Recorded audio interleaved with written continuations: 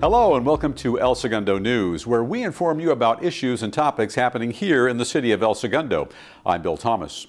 El Segundo residents now have access to 24/7 air quality updates from the Hyperion water reclamation plant. Hyperion has established a website that publishes the results of its 3 24/7 fence line monitoring stations.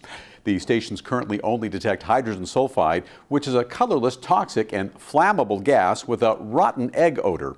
Additionally, Hyperion will be cleaning tanks through the end of March. The cleaning will take place on weekdays and mitigation measures will be in place to reduce odors. For more information about Hyperion and to access the Hyperion air monitoring website, please visit elsegundo.org/Hyperion. The synthetic opioid drug called fentanyl has been the cause of growing concern here in the United States as thousands have died from an overdose over the past few years. Here's ESPD's Lieutenant Ryan Danowitz with details. I think there's been an increase in fentanyl possessions overdoses because buying drugs is very easy with social media. You can use social media to purchase drugs, and the drugs will be brought to you. We were past the days where you had to find a drug dealer on the street. Now it's as easy as sending a text message through a social media program. Drug dealers mix fentanyl with other drugs like cocaine and heroin to offer a more powerful high, more likely leading to addiction. And with addiction comes returning customers. Fentanyl is very dangerous. No one would know if fentanyl is laced with another drug, and only a small dose of fentanyl could kill you. But what we've seen in El Segundo is adults of all ages have been a victim of fentanyl overdose. The majority is young adults from 18 to 35. But I do want to point out that we have not had any issues regarding fentanyl possession or use with any El Segundo or Da Vinci students. So some of the signs are drowsiness, dizziness, confusion, nausea, vomiting, small pupils, difficulty breathing, or slow breathing. These are all just signs. But if a parent is concerned that their child is showing signs of fentanyl use, they should immediately call 911 and have paramedics respond to their location. All ESPD officers and ESPD personnel, or El Segundo Fire Department personnel, carry medication called naloxone that can reverse the effects of fentanyl overdose very quickly. So please do not hesitate if they feel that their loved one is suffering from a fentanyl overdose, because the sooner we get there, the better. I believe parents are the first line of defense. Be open and honest with your kids about drugs. Have those hard conversations. What we try to pass along to the young adults in the community is that your first time trying drugs may be your last. Do not buy illegal drugs, especially on the street or through social media. Lieutenant Danowitz also mentioned how fentanyl can resemble candy, so children should not take any unwrapped candy or candy that looks like it's been tampered with. And very important, if you do suspect a fentanyl overdose, please call 911 immediately. Young ladies can now learn how to save lives and build self-confidence at the second annual Fired Up Girls Empowerment Camp, which is being held on the weekend of March 25th and 26th. Girls will empower each other and accomplish their goals by learning the skills of a firefighter. They'll use official gear and learn safety protocols to protect others. This event is held in collaboration with the city's Community Services Department for 12 to 19-year-old girls with an attendance limit of 40 participants. The Fired Up Girls Empowerment Camp will be held at Fire Station 2, and registration for residents will open February 8th, also February 15th for non-residents, and registration closes on March 10th. To register, please visit esrec.org, and to find out more, call 310-524-2362. Now, the rates for delivering water and wastewater treatments have increased as of January 1st. Water rates increased by 3% and wastewater rates increased by 9.5%. This is in accordance with Proposition 218 and City Ordinance Number 1622, which was adopted by City Council on March 2nd, 2021. A chart showing the scheduled rate increases from 2021 to 2025 will be located on the back of your water bill, and if you have any billing questions, please call 310-524-2319 Monday through Friday between 7:30 a.m. and 4 p.m. Help keep El Segundo green by destroying your private documents and unwanted electronics the environmentally safe way. The City of El Segundo and Waste Collection and Recycling Company EDCO will hold a free paper shredding, e-waste, and mulch event on Saturday, February 25th. Certified shredding trucks will be there for items to be shredded on site.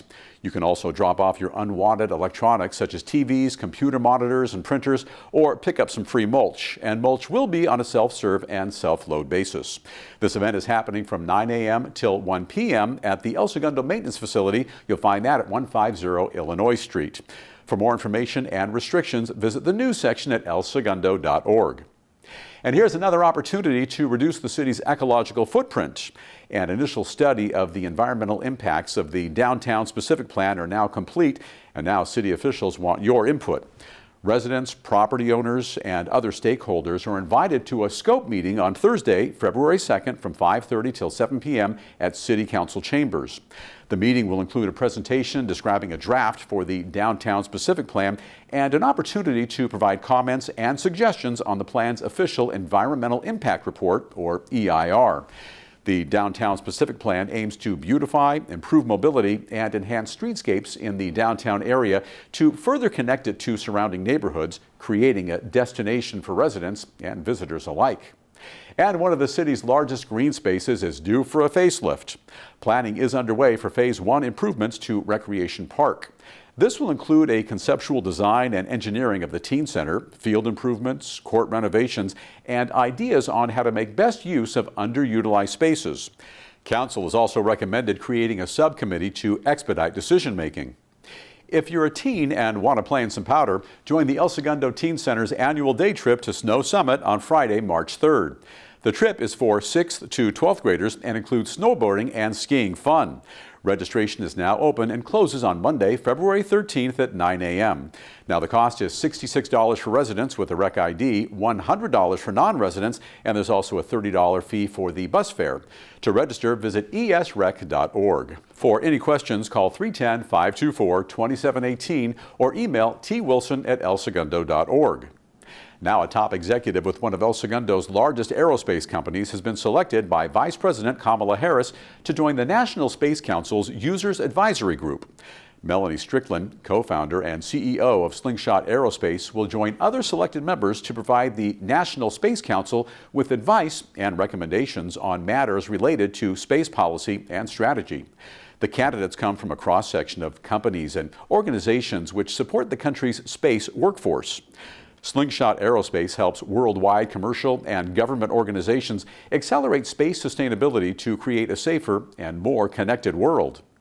And back to earth now for some sports. Here's the man who's going to replace Tom Brady when he retires, Egidio Del U with your sports wrap. Egidio.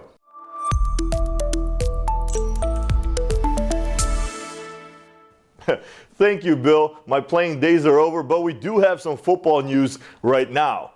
It's been 7 months since the LA Chargers broke ground in El Segundo, and their practice facility and headquarters are starting to take shape. The Chargers are making the move to El Segundo from Costa Mesa in the spring of 2024. That's when the new facility is set to open. The Bolts' new home is being constructed on a 14-acre lot just east of the intersection of El Segundo Boulevard and Pacific Coast Highway.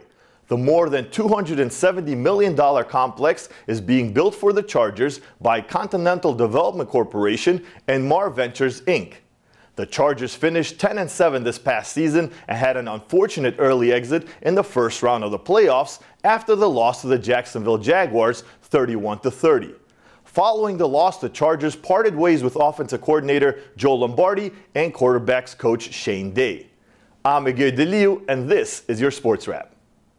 Thanks, Egidio. That's it for this segment of El Segundo News. You can also watch more city-related videos on the El Segundo Media YouTube channel.